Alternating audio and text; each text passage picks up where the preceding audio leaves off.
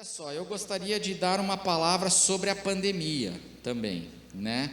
Vocês sabem que a pandemia, conforme as notícias, ela se agravou bastante nas últimas semanas. Então nós estamos sempre nos reunindo aqui, seguindo então os protocolos de segurança. É importante a gente frisar isso sempre, porque a pandemia está no momento mais sério desde o início da pandemia. Em fevereiro que teve o primeiro caso, mas em março teve o fechamento das coisas, faz um ano já, né? Faz um ano, e está no momento mais sério agora. E eu queria reforçar isso, irmãos, que você tomasse cuidado, né? Nós estamos nos reunindo com segurança, sempre usando máscara, mantenha a sua máscara. Conforme os protocolos do governo, agora, porque a fase está mais séria, nós estamos apenas com 30% da nossa capacidade, tá? Então, mantendo então o distanciamento aí de 1 metro e 1,5 metro entre as pessoas, aumentamos o distanciamento entre os bancos, né? Respeitando o distanciamento, janelas abertas, portas abertas, ventilação. Álcool em gel, use o álcool, tem álcool aqui nos fundos, espalhado aqui, tem álcool aqui, lá no corredor, lá atrás dos banheiros, tem álcool, use o álcool, medição de temperatura, tudo para nós nos reunirmos com segurança. Muito importante, sempre faça o agendamento. Para participar do culto, você precisa fazer o agendamento. Certo? Então, para a gente manter esse controle e essa ordem, se você não conseguiu agendar para um domingo, conversa com a Cláudia, né, Cláudia? E agenda para o outro domingo. E também, eu queria pedir, irmãos, se cuidem, como pastor de vocês, que ama vocês, eu quero pedir, se cuidem. Se você é do grupo de risco, se você não tem necessidade de sair de casa, fique em casa. E especialmente em relação à igreja, eu quero dizer uma palavra pastoral para você. Você não precisa sentir culpa religiosa de não vir à igreja, especialmente nesse momento. A vontade de Deus é que você se cuide, amém? Essa é a vontade de Deus para a sua vida, que você se cuide e mais, que você cuide do seu irmão, que você cuide do seu próximo, porque tudo isso que nós falamos aqui dessas regras de segurança, é para a gente se cuidar, mas também é amor ao próximo. Eu uso máscara, não é para eu simplesmente não me contaminar, é para eu não contaminar você. Então essas regras de segurança são importantes e são fundamentais. Então se cuide, amém? Quero agradecer muito ao irmão Nelson por a disponibilidade de nos trazer a palavra hoje. Deus abençoe, viu, irmão Nelson? O microfone está aqui. Paz a todos os irmãos e irmãs, e também os que estão em casa, né? Às vezes a gente esquece que tem pessoal em casa, né? Eu estou vendo, os irmãos estão me vendo, mas eu estou vendo gente tomando café aí e tal, mas beleza. E hoje, irmãos, até antes da gente entrar no tema que o Senhor nos dirigiu para falar nessa manhã, as aulas de escola dominical, já temos 3 aulas gravadas, tá? Nós vamos começar a colocar nas mídias aí a partir da semana que vem. Eu gostaria que os irmãos assistissem às aulas, é uma sequência, nós estamos falando do panorama agora do Novo Testamento, né?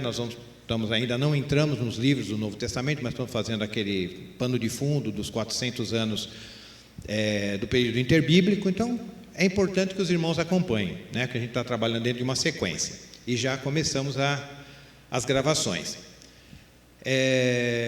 Irmãos, hoje nós vamos estar falando sobre um tema que lá no livro de Atos dos Apóstolos, alguns preferem falar Atos do Espírito Santo, que o Espírito Santo fez através dos apóstolos, né? E nós vamos abordar o tema sobre uma igreja equilibrada e saudável. Uma igreja, melhor dizendo, uma igreja equilibrada é saudável. E nós vamos para isso usar o livro de Atos, porque muitas vezes nós nos aproximamos de forma errada desse livro, tá? Porque ele tem todos os livros da Bíblia, eles têm uma ideia, eles têm um propósito, e ele tem um tema. E muitas vezes por nós nos aproximarmos sem entender realmente qual foi a ideia do autor, qual foi a intenção na hora que aquilo foi, que o Espírito Santo tinha a escrever aquele livro através dos seus servos, nós podemos ter uma interpretação errada e podemos ter alguns prejuízos por causa disso. O livro de Atos, irmãos, é um livro histórico. Ele é um livro histórico, ele não é um livro doutrinário, ele não é que nem uma carta de Paulo. É importante nós sabermos disso. Não que no livro de Atos não tenha doutrina, ele tem doutrina. Mas o objetivo desse livro não era doutrinar a igreja, mas mostrar o que o Espírito Santo estava fazendo através da sua igreja. Então nós temos que ter essa ideia. Então, porque muitas coisas nesse livro, eles são coisas gerais, ou seja, coisas que servem para todos nós, em todas as épocas. Mas muitas coisas no livro de Atos são peculiares. Eram eventos, eram aspectos, eram fatos que serviam para aquela comunidade.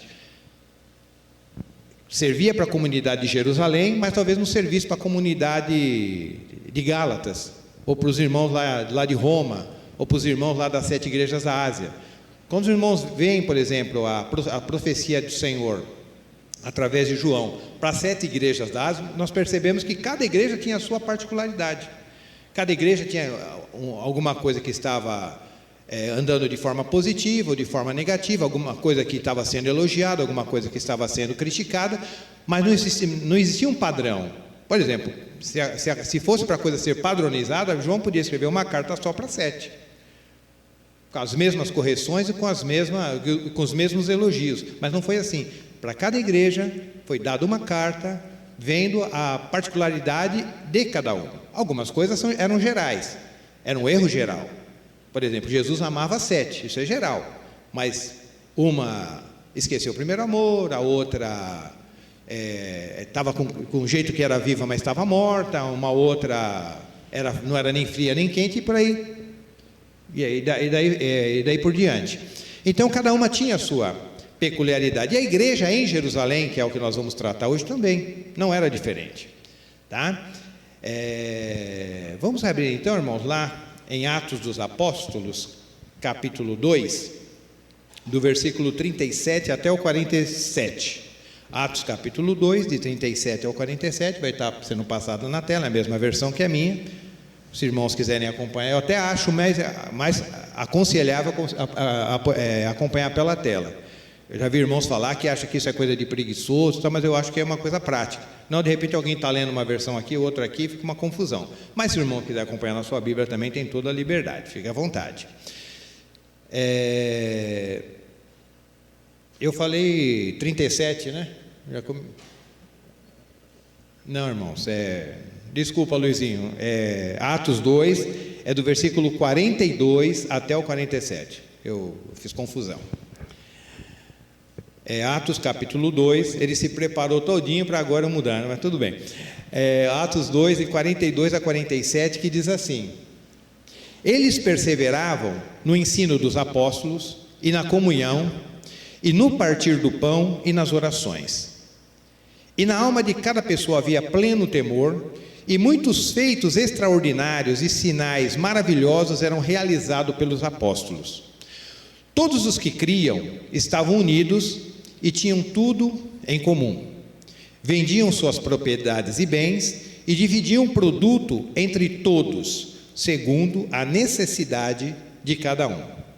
Diariamente continuavam a reunir-se no pátio do templo, partiam o pão em suas casas e junto participavam das refeições com alegria e sinceridade de coração, louvando a Deus por tudo, sendo estimado por todo o povo. Louvando a Deus por tudo e sendo estimado por todo o povo. E assim, a cada dia, o Senhor juntava a comunidade de pessoas, e assim, a cada dia o Senhor juntava a comunidade, as pessoas que iam sendo salvas. Então, irmãos, esse relato que nós acabamos de ler, esse trecho das Escrituras, eles se referem aos primeiros convertidos após o dia de Pentecoste, lá em Atos 2, após aquela mensagem de Pedro, quando o Espírito Santo havia descido sobre aqueles 120. Então, essa igreja foi a primeira igreja considerada cristã, que nasceu através da pregação de Pedro naqueles dias. E por causa disso, às vezes nós caímos na tentação de achar que essa igreja é modelo para todas. Então é exatamente isso que nós vamos trabalhar hoje. Então a gente vê os relatos, tudo que acontecia na igreja de Atos, então fala, poxa, se a gente quer ser uma igreja equilibrada, uma igreja saudável, vamos copiar a igreja de Atos. O que eles fizeram lá, vamos fazer aqui que acho que vai dar certo. E as coisas não são bem assim. Existiam coisas que lá na igreja de Atos, como nós já falamos, eram gerais, eram generalidades, quer dizer, serve para todas as igrejas em todas as épocas. Mas algumas coisas eram muito peculiares, era particular, só servia para eles, talvez para uma, para outra, mas não servia para todas. Então nós precisamos saber separar essas coisas para que nós não caiamos no desequilíbrio, não sejamos uma igreja desequilibrada. E uma igreja desequilibrada normalmente é uma igreja doente. Então Deus quer que nós sejamos não só equilibrados, mas também saudável. Então, o objetivo da palavra de hoje é nos livrar dessa padronização.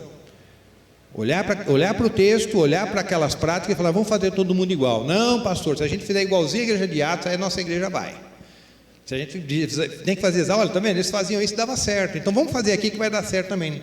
Nem sempre é assim. E às vezes a gente vê isso até hoje em dia. A gente vai numa determinada igreja, vê o sistema, a liturgia, a forma de culto, vê como que a igreja funciona, e quando vem para a nossa igreja, fala, não, vamos trazer tudo que nós vimos lá para cá, porque aí vai dar certo.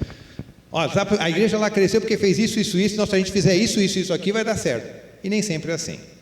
Nem sempre é assim. Porque às vezes são particularidades que encaixam num lugar e não encaixa em outro.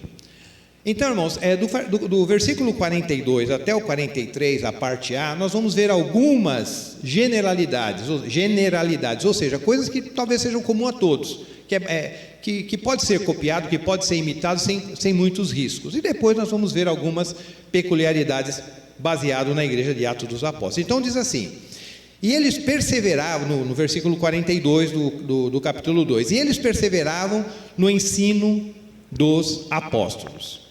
Perseverar é um verbo importante, porque perseverar não significa apenas eles aprendiam o ensino dos apóstolos. Perseverar significa que eles entenderam aquele ensino e praticavam aquele ensino. Então não era simplesmente uma questão de entendimento, era uma questão de entendimento e também de prática. Então, após a conversão daquelas 3.000 pessoas, naquela primeira pregação de Pedro, então eles começaram a se reunir e começaram a ouvir o ensino dos apóstolos. E o que os apóstolos ensinavam? Porque hoje nós está meio na moda a igreja apostólica, né? Não, nós somos uma igreja da apostólica e tal.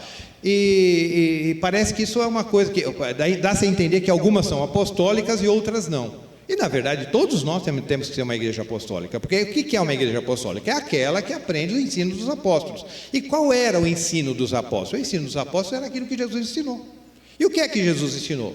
A amar. Jesus ensinou a perdoar, Jesus ensinou a ser generoso, Jesus ensinava a repreender, a punir, a corrigir o pecado quando necessário, Jesus ensinou a acolher, Jesus ensinou a orar. Então esse era o ensino dos apóstolos. Mas hoje nos nossos dias, o que é que identifica uma igreja apostólica? Uma igreja que tem sinais e maravilhas. Se a sua igreja não tem os sinais que acontecia lá na igreja dos apóstolos, no tempo de Paulo, então a sua igreja não é apostólica.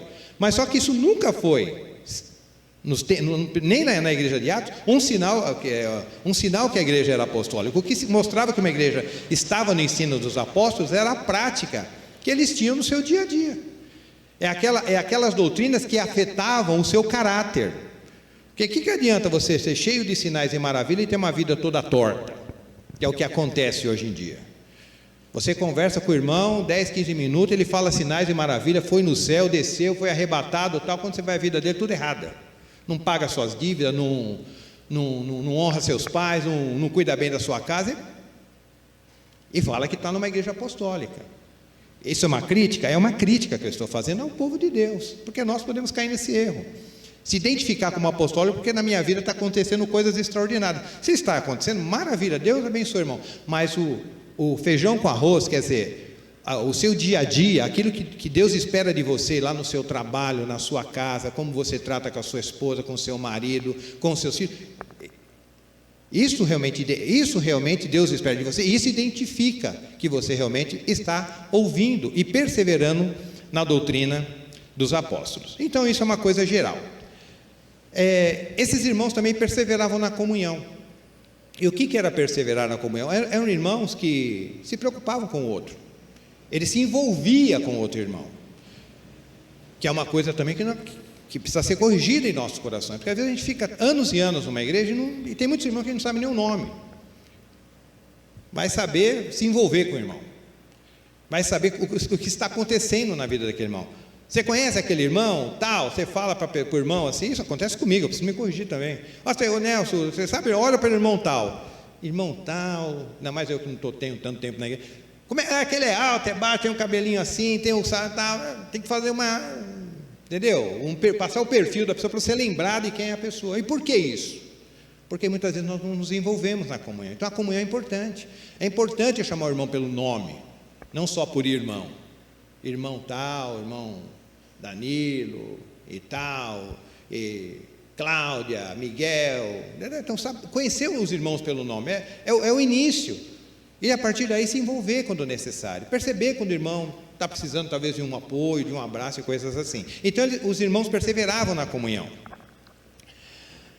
E ainda continuando, no versículo 23... E eles perseveravam no ensino dos apóstolos, 42, né? Na comunhão, no partir do pão. E também isso era uma prática muito importante. O que era o partir do pão? Era a ceia. Era uma prática muito importante dentro da igreja, principalmente nas igrejas primitivas, isso de uma forma geral, porque eles esperavam. Por que eles partiam o pão? Qual era o sentido? Qual o significado daquela prática? Era justamente que eles esperavam Jesus para amanhã. Por isso eles praticavam a ceia constantemente, todos os dias, porque eles estavam esperando Jesus. Ele não estava esperando, Jesus acho que vai voltar daqui uns 100 anos, 200, não, para eles Jesus ia voltar naquela semana.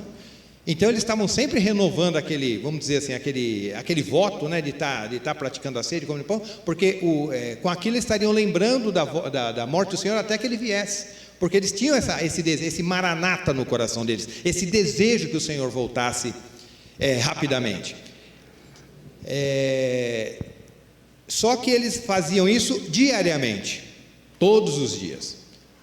O partir do pão é uma coisa geral. Agora, o partir do pão diariamente era uma peculiaridade da igreja. Então a gente já tem que começar a tomar cuidado aí, porque nem todas as igrejas no Novo Testamento, no tempo de Paulo, praticavam a ceia diariamente. Algumas praticavam semanalmente, mas não existe nenhuma ordem na Bíblia se é semanal, se é diário, se é mensal, se é anual. A única coisa que Paulo orienta lá em primeira carta aos Coríntios é que todas as vezes que vocês fizerem isso, façam em memória de mim. Então a questão não é se você faz uma semana, todo dia, todo mês, todo ano. A questão é com que coração, com que motivação que você faz. Você está fazendo em memória de quem? Você está fazendo em honra a quem? Em honra ao Senhor ou em honra a você mesmo? Porque muitas vezes nós participamos da ceia com o coração errado, irmãos. Com o coração errado. O texto é muito claro. Fazer isso em memória de mim, no caso, em memória de Cristo. Fala, todas as vezes que vocês fizerem isso, vocês façam pensando em mim, pensando na minha obra, no meu ministério, em tudo que eu fiz, pelo meu amor que eu tenho por vocês. Façam em memória de mim. E às vezes a gente está na ceia pensando em mim, pensando que eu estou desempregado. Não, como eu tenho que ter uma entrevista amanhã, segunda-feira, e no domingo é ceia, né, eu vou lá na ceia, porque dá uma ajuda, me ajuda lá na entrevista, vou conseguir um emprego. Não, eu estou doente, então eu vou tomar a ceia. Quem sabe no tomar a ceia ali eu posso ser curado. Então eu queria assim, uma série de coisas que não tem nada a ver com ceia. Não tem nada a ver. Foge totalmente da finalidade e do sentido daquele ato. E o ato único da ceia é esse: é você comer aquele pão, comer o pão e tomar o cálice em memória do Senhor, lembrando daquilo que Ele fez por você. E os irmãos perseveravam nisto também. E perseveravam nas orações, estavam sempre orando, sempre buscando ao Senhor. Porque o que é oração, irmãos? É o tempo que você gasta de joelho, ou em pé, ou sentado, não sei a maneira como você ora, que a Bíblia fala, entra no teu quarto e fecha a porta, e não fala o jeito que você vai fazer, né? Então por isso que a forma é o menos importante, né? O importante é que você ore. Mas por quê? Mas qual é a motivação correta da oração? Irmão, a gente ora pouco, se você acha que você ora pouco, e a gente sempre vai orar pouco, viu? Sempre vai orar pouco. Porque nós não entendemos que quando você ora, significa que você está declarando para Deus que você depende dele. Esse é o objetivo da oração. Quando você ora, você está demonstrando para Deus, não que você é bom, que você é mais espiritual que os outros, que você está acima dos demais, eu não sou como esses demais homens, não, você está demonstrando que você não é nada, que você depende dele para tudo. Então a gente ora pouco, porque na verdade, lá no fundinho do nosso coração, você acha que pode alguma coisa. Eu falo isso porque um dia eu estava levantando, né? E com preguiça de orar. Já me arrependi, mas com preguiça, tem que orar, né, mano? Aí eu perguntei para Deus, eu falei, Senhor, mas por que a gente tem tanta dificuldade para orar? Isso foi uma coisa particular, né? Talvez não sirva para os irmãos. Eu falei, Senhor, mas por que a gente tem tanta dificuldade para orar? Tem preguiça, ora e dorme no meio da oração. Até uma vez um irmão chegou para mim e falou, irmão Nelson, eu trabalho muito, chego da faculdade, aí eu vou dobrar o joelho e durmo, né? Eu falei, irmão, é melhor você dormir orando que dormir pecando, né? Então não tem problema dormir. Mas eu falei, mas por que a gente tem tanta dificuldade? Aí veio no meu coração, porque você acha que você pode sozinho. O dia que você entender que você não pode sozinho, você vai orar mais. Quando você achar que tudo que você fizer, por palavra ou por obra, você só vai fazer porque eu estou permitindo você fazer, porque eu estou te dando graça para fazer, a sua vida de oração vai mudar um pouquinho. Então os irmãos perseveravam na vida de oração. E lá também no 43 tem um detalhe importante. No 2,43, e na alma de cada pessoa, ou seja, na alma de cada irmão, desses irmãos que perseveravam, havia pleno temor. Isso é muito importante, irmãos, porque a gente às vezes é muito bom no culto coletivo. Aqui todo mundo é espiritual, todo mundo dá glória, todo mundo pula, levanta a mão, mas e no individual?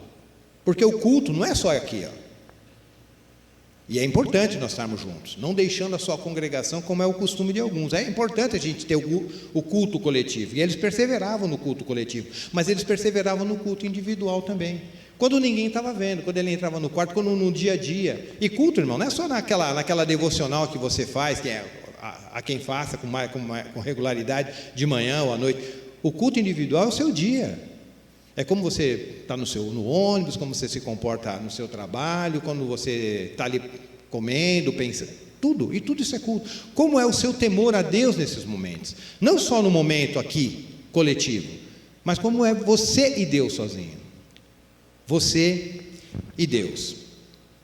Porque o Pedro, quando escreveu lá em Atos 2,25, no sermão, uma das coisas que ele citou foi uma palavra de Davi, em Atos 2,25, ele fala assim, eu via sempre o Senhor diante de mim.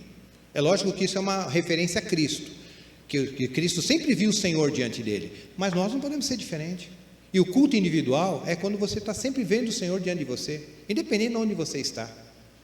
Não somente agora na reunião, que é importante e nós devemos preservar isso, porque isso também está se perdendo. Tem pessoas que acham que não precisa reunir não, irmão. Deus está em todo lugar. Não, a Bíblia manda reunir, vamos reunir sim.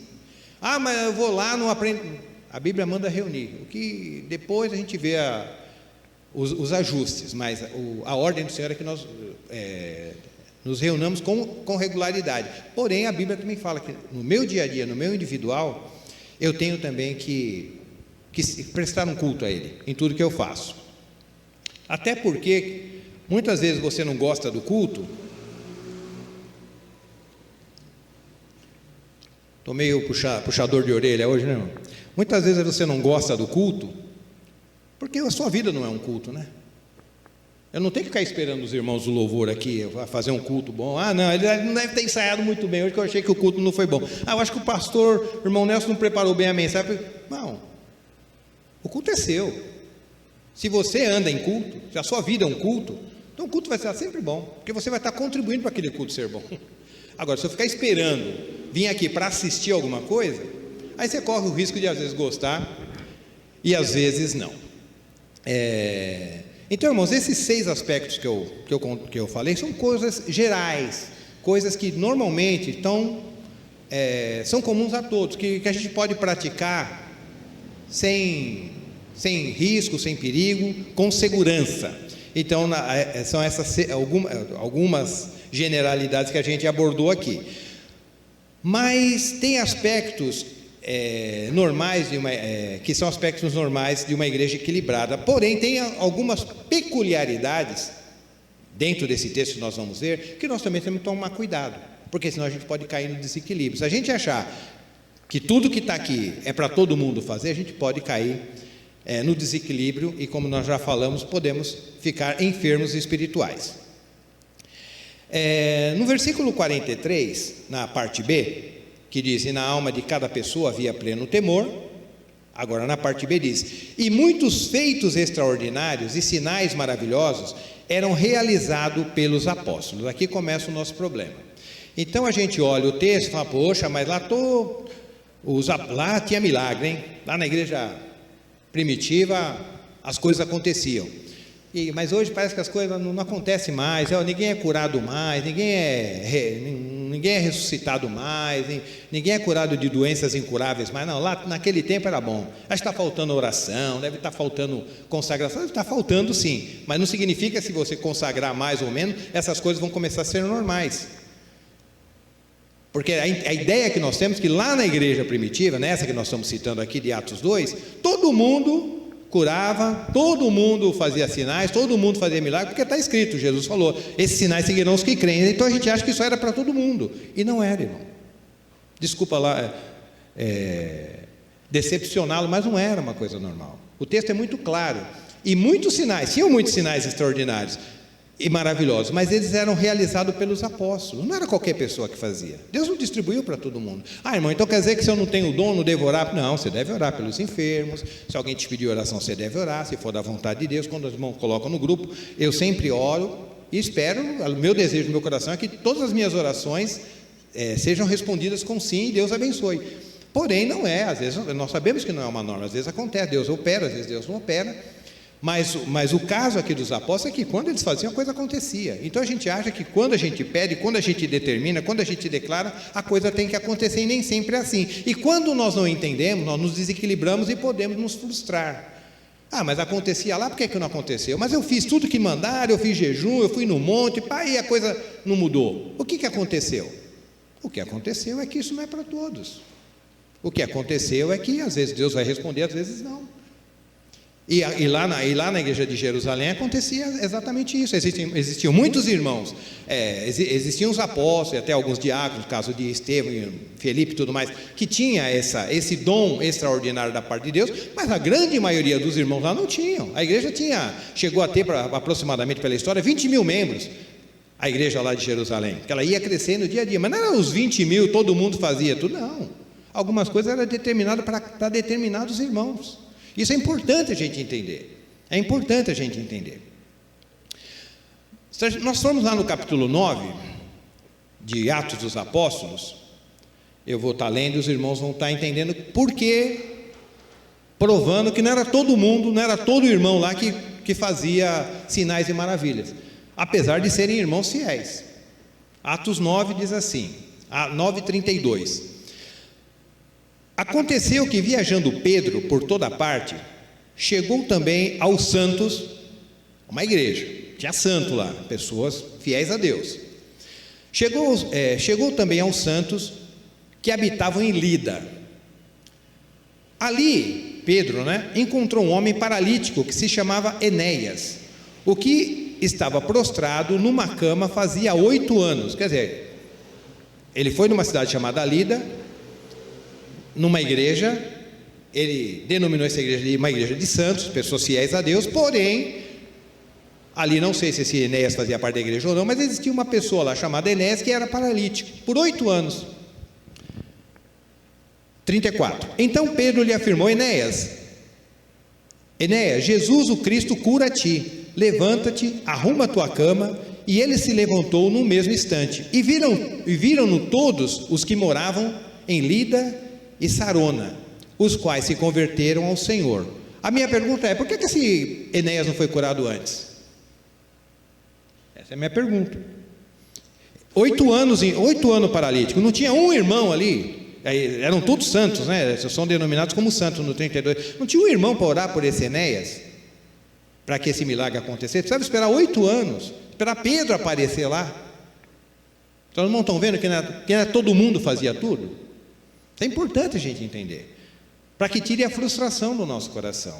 Porque às vezes eu posso orar por uma pessoa que está muito enferma, com uma doença, beleza, mas se ela não for curada, eu tenho que ficar em paz, é a vontade de Deus, ficar tranquilo, que isso é equilíbrio, irmão, porque se eu entro nessa frustração, eu posso começar a adoecer na minha fé. Mas lá na igreja do tal, todo mundo cura. Você foi lá, você está doente, vai na igreja tal que você vai ser curado. Aí você vai lá e não é curado. Nossa, que milagre, você não foi curado lá. O milagre é quando o cara não é curado. O curar lá é o comum. O milagre é quando não acontece. Não, você não foi curado, não é possível, todo mundo é curado, só você está ruim de fé mesmo, hein? Qualquer pessoa vai lá e então pensa que a coisa é assim, o milagre se torna uma coisa comum. E não, o milagre sempre é milagre, é uma coisa extraordinária, é fora da curva. E nós percebemos que ali o irmão estava há 8 anos, não teve um irmão que teve, vamos pensar assim, né? Entre aspas, logicamente, teve fé para orar por aquele Enéas. Porém, Pedro foi lá, orou por ele, ele foi curado. E detalhe, Pedro não repreendeu aqueles irmãos, porque Pedro falou: irmãos, nenhum de vocês percebeu que esse homem está 8 anos paralítico? Eu só vim aqui, fiz uma oraçãozinha, Jesus te cura. Mas vocês não aprenderam que esses sinais vão seguir os que creem? Não houve nenhuma repreensão da parte de Pedro. Por quê? Porque Pedro estava consciente, aquilo era o dom dele. Ele tinha sido levantado para aquilo. E se o irmão não tinha sido levantado para aquilo, fica na sua, irmão. Fica em paz. Cuida daquilo que Deus deu para você cuidar. Não queira entrar numa seara que não é a sua. Se Deus não te chamou para isso, então fica naquilo que Deus te chamou e faça aquilo que Deus mandou você fazer da melhor maneira possível, ainda que seja a coisa mais simples que tem. Mas se Deus, você sabe, não, isso aqui foi Deus que deu para mim fazer, faça. E faça da melhor forma possível. E deixa aquilo que Deus não fez para você, para quem Deus levantou para fazer. Continuando o texto. E viram todos os que moravam ali em Lida e Sarona, os quais se converteram ao Senhor. Entretanto, havia em Jope uma discípula chamada Tabita, que em grego significa Dorcas. Era uma diaconisa, que se dedicava ao ministério das boas obras e ajudava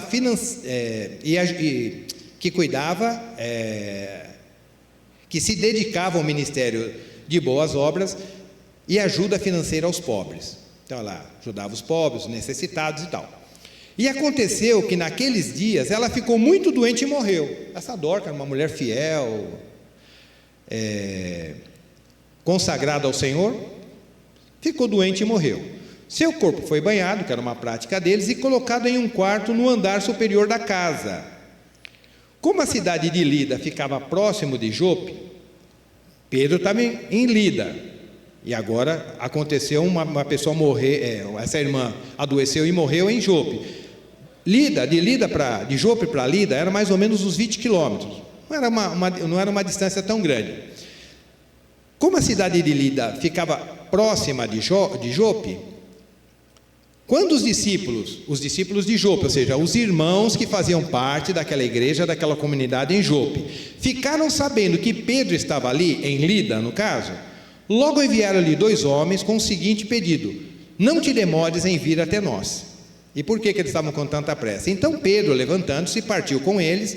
Assim que chegou, levaram-no ao aposento, no caso dessa irmã, Dorca, que estava morta, ao andar de cima da casa.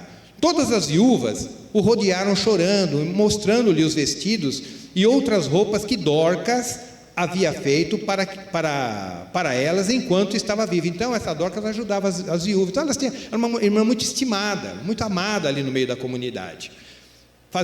Praticamente a vida dela era se dedicar para a ajuda dos pobres, dos necessitados, até porque naquela época ser pobre era complicado. Não tinha farolzinho, você ia lá, não, a coisa não funcionava assim não. Eu sou pobre, mas sempre tem alguém para me dar um pão. A coisa era complicada, a pessoa realmente passava necessidades graves mesmo, principalmente quando era viúva, que não tinha como trabalhar, e se não tinha filho para sustentar, então a coisa era muito complicada. Então essa Dorcas tinha esse coração. E algumas viúvas falaram: puxa, e agora? O que nós vamos fazer sem essa irmã, Pedro pediu que todos deixassem o quarto, e em seguida ajoelhou-se e orou. Estou no 40. Dirigindo-se à mulher morta, ordenou-lhe: Tabita, levanta-te. Ela abriu os olhos e vendo a Pedro, sentou-se. A seguir, ele lhe deu a mão e ajudou a colocar-se em pé. Então, chamando os santos, agora ele vai dar uma bronca nos santos, né? Pô, vocês vão me chamar lá numa cidade, 20 quilômetros, só para orar por uma mulher ressuscitar? Vocês não aprenderam a fazer isso. Aí ele fala, agora chamou os santos, agora ele vai dar uma bronca nos caras, né? Aí ele chamou os santos, principalmente as viúvas, e apresentou a viva. Não falou nada. Este fato se tornou conhecido por toda a cidade de Jope, e foram muitos os que passaram a crer no Senhor. Pedro ficou muitos dias em Jope, hospedado na casa de um curtidor de peles, chamado Simão. Então os irmãos perceberam que nesses dois relatos, Pedro foi lá, fez o que tinha que fazer, não repreendeu ninguém, não chamou ninguém de incrédulo, não chamou ninguém de frio na fé. Vocês precisam orar mais, irmão, porque como já se viu a irmã morrer, ela ficou doente, não precisava nem esperar morrer, era só orar para ela. Não, ele sabia que essa era a função dele, e os irmãos lá não se meteram a fazer uma coisa que não era a função dele, porque muitas vezes por causa desta atitude, muitas igrejas se quebram, muitos corações se frustram. Eu fiz parte de uma igreja que achava que tinha que fazer as coisas que os apóstolos faziam. Eu participei, a ponto de um dos irmãos lá ele trabalhava num prédio, ele caiu no elevador, faleceu. Ele era zelador lá, acho que entrou no elevador, não viu que estava só o buraco lá do elevador, acabou morrendo, uma morte trágica. E a igreja que eu frequentava achou que ele ia ressuscitá-lo. Eu participei disso aí, irmãos, não é brincadeira não. Aí no dia lá do funeral, ficou só a liderança, os top, né, da liderança, para orar por aquele irmão, para que ele fosse ressuscitado. E para a surpresa dos irmãos, sabe o que aconteceu? Nada, não ressuscitou. Mas aí agora tem que dar uma desculpa, né? Agora vão ter que arrumar. Como assim? Lá aconteceu com Pedro, aconteceu com Paulo, por que não vai acontecer com a gente? O evangelho não é para todos? Não é essa questão de ter fé? Mas aí é o que? É o desequilíbrio. Aí, não ressuscitou porque a esposa dele não teve fé, porque a não sei quem não teve fé. Teve até um caso, eu lembrei agora, teve até um caso, há tempos atrás, uma menina que morreu, ficaram orando para que a menina ressuscitasse. Não estão lembrados disso aí, né? Me veio à mente, até veio agora, realmente eu não tinha nem pensando nisso. E que? Isso é desequilíbrio. Ficaram orando e fazendo jejum e papapá para a menina ressuscitar, mas não era vontade de Deus? Porque se fosse a vontade de Deus, tivesse um homem de Deus que Deus levantou para essa finalidade, iria lá e falou, olha, Enéas, seja curado, Dorcas, levante e acabou o problema, não precisa ficar 3 meses jejuando, não. Era na hora, porque é assim que Deus age. E se Deus não agiu assim, é porque Ele não levantou ninguém para fazer assim. Então não se meta a fazer aquilo que Deus não mandou você fazer, porque isso vai te trazer problemas. E trouxe muito problema nessa igreja que eu participei. Tinha um racha. Uns ficaram decepcionados, outros perderam a fé, outros não entenderam o que aconteceu, porque tinha aquela liderança em grande estima, achavam que eles eram homens espirituais, pessoas muito zelosas por Deus, até que na época eram, mas um zelo sem entendimento, não adianta nada, que acabou trazendo um grande problema nos corações e trazendo frustração. Então, irmãos, a gente tem que estar atento. Tem coisas que são gerais, mas tem coisas que são peculiares. Então a gente tem que saber fazer essa diferença. E nós percebemos que a forma como Pedro agiu aqui, ele não trouxe para os irmãos nenhum tipo de correção. Ele poderia corrigir, mas não corrigiu, porque ele sabia. Isso aqui é coisa minha, é coisa dos 12, de um ou outro, mas não é para todos. Continuando a leitura, voltando lá em Atos, né? Capítulo 2. Os sinais e maravilhas eram feitos. No 44 diz assim: todos os que criam estavam unidos e tinham tudo em comum. Então, outra coisa. Então, os irmãos lá na igreja de Jerusalém, por causa do contexto, era uma igreja pobre, pessoas passavam muita necessidade, tinha muitas viúvas, o Império Romano cobrava impostos altos, então tinha muitas pessoas necessitadas. Então, quando o Espírito Santo veio e estabeleceu a igreja cristã, então logicamente que aqueles irmãos começaram a praticar as boas obras, praticar a generosidade, e começaram a vender tudo que tinham, vendia suas casas, vendia seus bens para sustentar a igreja. Então, é uma coisa linda. Tá? Vendiam tudo e repartiam entre os irmãos ali da comunidade de Jerusalém. Mas todas as igrejas, por exemplo, do Novo Testamento faziam isso? Não. Não todas as igrejas faziam. Todas as igrejas tinham que ser generosas. Se você tinha um irmão necessitado, tinha que ir lá ajudar. Até na igreja de Corinto, fala, olha, alguns irmãos que deram acima daquilo que eles podiam doar, né? Paulo foi muito ajudado pela igreja de Filipe. Então, tudo bem, generosidade é comum a todos. Mas essa atitude pontual que eles tiveram de vender tudo e entregar lá aos pés dos apóstolos para que a igreja fosse sustentada, é uma coisa peculiar. É uma coisa particular, é uma coisa daquela igreja por causa do contexto deles. E não é para ser imitado, não é para sair sendo imitado. Um dia eu vou falar com mais detalhes. Essa igreja que eu pertenci, chegou uma época também que eles acharam que todo mundo tinha que sair de São Paulo e morar em Franco da Rocha, num sítio lá. Vender tudo, muitos irmãos largando emprego, e bons empregos, e vendia casa e mudaram todo mundo lá para uma região, eu não ia nem falar o local, mas acabei falando, mudaram lá para Franco da Rocha para poder viver em comunidade dessa maneira, largava emprego, vendia carro, largava curso no meio. Não, é que agora a gente tem que viver que nem a igreja de Atos, nós temos que viver que nem essa igreja, porque esse é o padrão, só que na igreja de Atos eles esquecem que isso você vender as suas propriedades, vender seu carro, vender sei lá, tudo que você tinha de bens, como fez Barnabé, e dar para a igreja era uma coisa voluntária, não era imposta. Nunca foi imposto, não tem nenhuma ordem de nenhum dos apóstolos para eles fazerem isso. Tanto é que no caso de Ananias, os irmãos lembram de Ananias? O que Ananias fez? Ele vendeu a propriedade e deu só 50% do que ele deu, que já era bastante para nós, né? Vendeu lá por 500 mil reais a propriedade dele, deu 250 mil para a igreja, que já é uma baita de uma oferta. Mas só que ele fez com o coração errado. Pedro falou, mas espera aí, quem mandou você vender sua propriedade? Você podia ficar com ela. Se você vendesse, era seu. Ninguém exigiu que você vendesse sua propriedade. Agora você fazendo com esse coração, sim, aí você está errado. Mentindo para o Espírito Santo, não, aí isso a gente não vai aceitar. Mas você não precisava ter vendido a sua propriedade. Então não era uma imposição da igreja, era uma coisa voluntária. Os irmãos percebiam aquilo e faziam aquilo de todo o coração, mas não era uma prática de toda a igreja na Ásia, e também não deve ser a nossa prática. E a igreja, essa igreja que eu participei, ela fez isso. Eu já saí de lá já faz um tempinho, viu, irmãos? Então, mas é só para ajudar o nosso entendimento. Eles fizeram isso.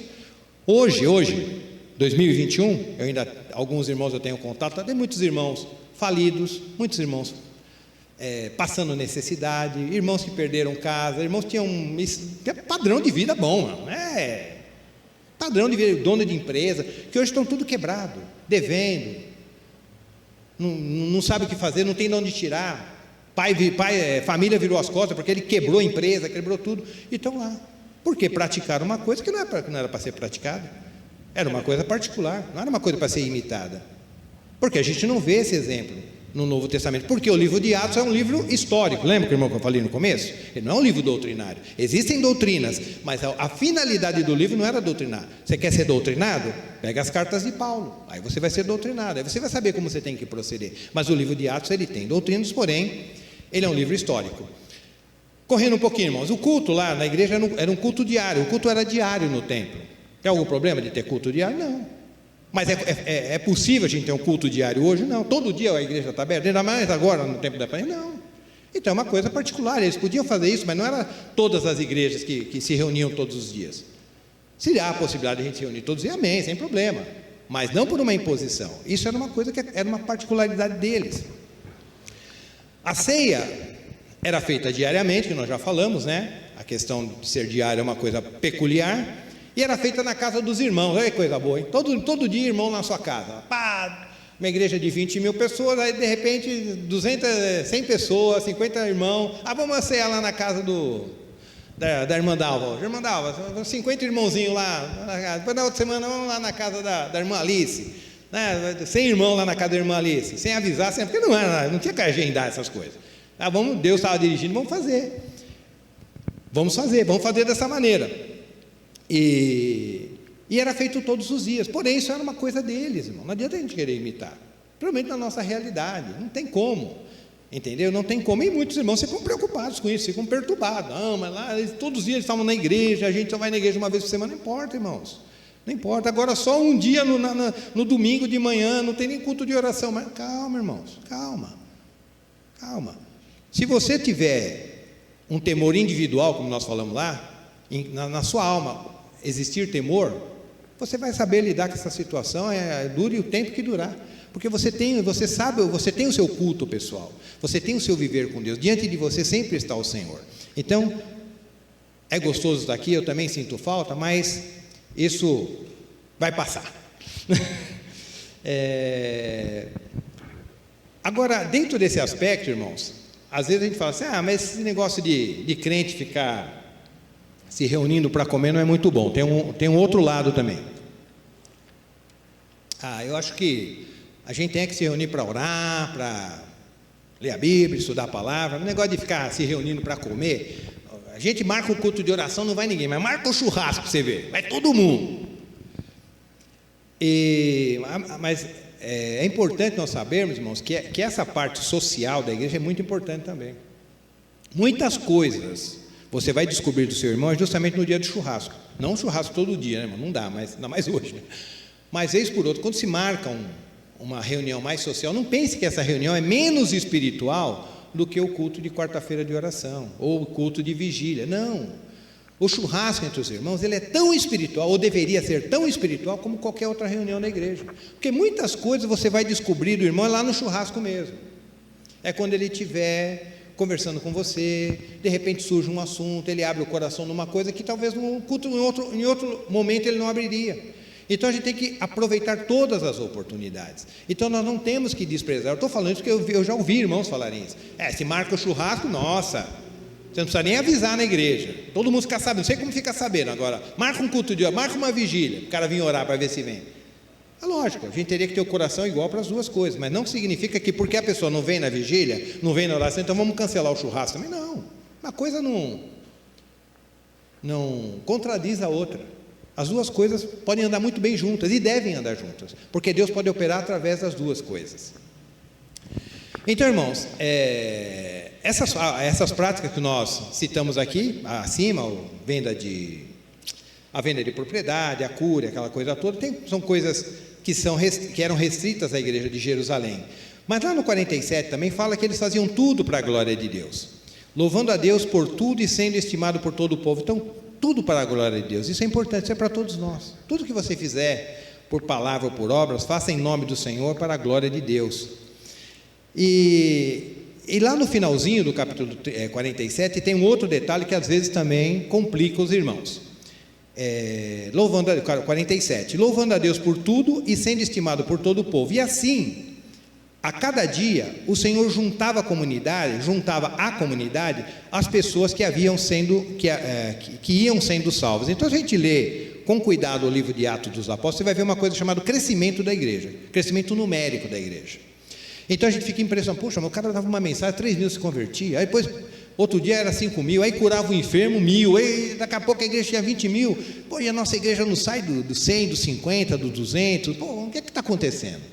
Mas isso não era uma coisa que acontecia em todas as igrejas do Novo Testamento, não era todas as igrejas do Novo Testamento que crescia na velocidade da igreja de Atos, não é, tem igrejas grandes sim, mas normalmente nem se cita essa questão de crescimento numérico, só é citado nessa questão de Atos, porque é um livro histórico, então eles estão destacando esse detalhe. Mas você não vê Paulo falando sobre isso, você não vê Paulo falando, irmão, a igreja precisa crescer mais, vocês precisam fazer um projeto aí de um convertido cada um de vocês tem que converter mais um, para no final do ano a gente dobrar o número. Não tem nada disso.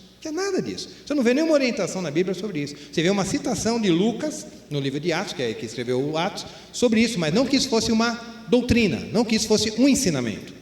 Era o fato, o que acontecia dentro da realidade dos irmãos.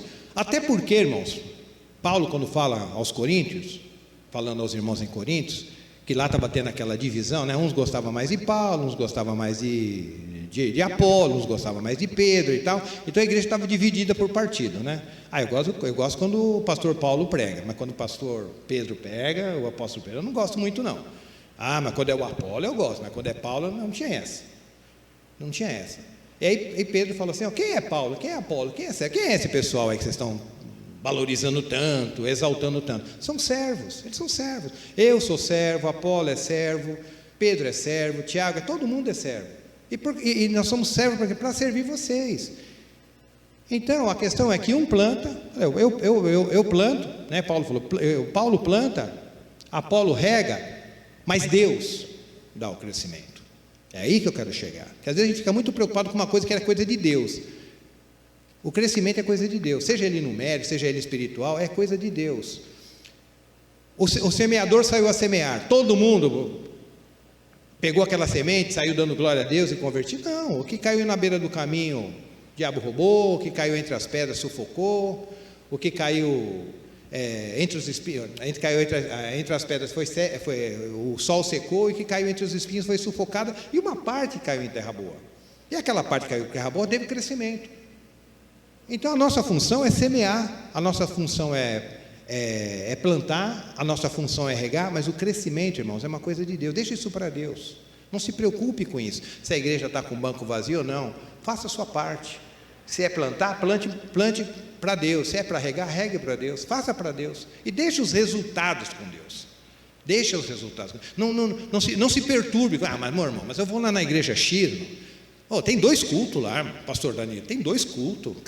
Ainda os caras têm lista de espera ainda, porque não enche demais. A nossa igreja não tem, não pensa nisso não. Não se frustre com isso, não adoeça por isso. Faça a sua parte, plante e regue, deixa Deus dar o crescimento. Então, irmãos, indo para a conclusão, eu vou até ler aqui, porque a gente já está estourando o horário um pouquinho. O equilíbrio, irmão, e a saúde da igreja depende do discernimento do que nós consideramos geral ou daquilo que nós consideramos peculiar. Tudo isso que nós falamos. Então você tem que saber fazer essa diferenciação, o que é geral e o que é peculiar ou particular. E assim, irmão, quando a gente tem esse discernimento, aí o Espírito Santo poderá agir com maior liberdade no nosso meio. Porque está claro para você o que é a sua parte e o que não é. Ele vai poder abrir com mais liberdade em nosso viver, ou em nosso meio, e isso vai nos livrar de nós tentarmos imitar métodos. Em vez de nós ficarmos preocupados em imitar os métodos, nós vamos ficar mais preocupados em seguir a direção do Espírito. Qual é a direção do Espírito para a igreja de Itaberaba? Esquece Água Branca, esquece a Lapa, esquece Perus, esquece... Qual é a direção para nós aqui? O que é geral para nós e o que é particular para nós? Porque tem coisa, irmão, que você só vai encontrar aqui na Itaberaba, esquece, você não vai encontrar em outro lugar. E tem coisa que você vai encontrar só na Lapa, só na Primeira de São Paulo, só na Assembleia do Sei das Coisas. É lá, é deles, não adianta querer imitar. O que é geral, o que é particular, e nós temos que ter esse discernimento, essa maturidade para saber lidar com isso, Amém, queridos? Tranquilo? Deu para aprender? Então eu vou convidar os irmãos do louvor para que venham à frente, cante o último louvor, e vou pedir para os irmãos já ficarem em pé, e vamos agradecer ao Senhor pela sua palavra, aos nossos corações. Sim, Pai, nós te damos graças por mais essa oportunidade que o Senhor nos dá. Nós sabemos, ó Deus, que é o Senhor que conduz todas as coisas, ó Pai. E o objetivo da sua palavra sempre é consolar, sempre é edificar e também corrigir. Ó Pai amado, que esses aspectos tenham sido cumpridos em nossos corações. Que não sejamos beira de caminho, não sejamos solo rochoso, não sejamos espinheiros, mas que sejamos boa terra, Pai, para acolhermos com alegria a sua palavra nos nossos corações. Muito obrigado por esse dia, por esse domingo, Pai. Muito obrigado pela oportunidade que o Senhor nos dá. Abençoa também aqueles que estão nos ouvindo e aqueles que hão de nos ouvir. Que a sua palavra seja verdade e seja que tenha o objetivo de libertar, ó Pai. Pois é em nome de Jesus que nós oramos e agradecemos. Amém.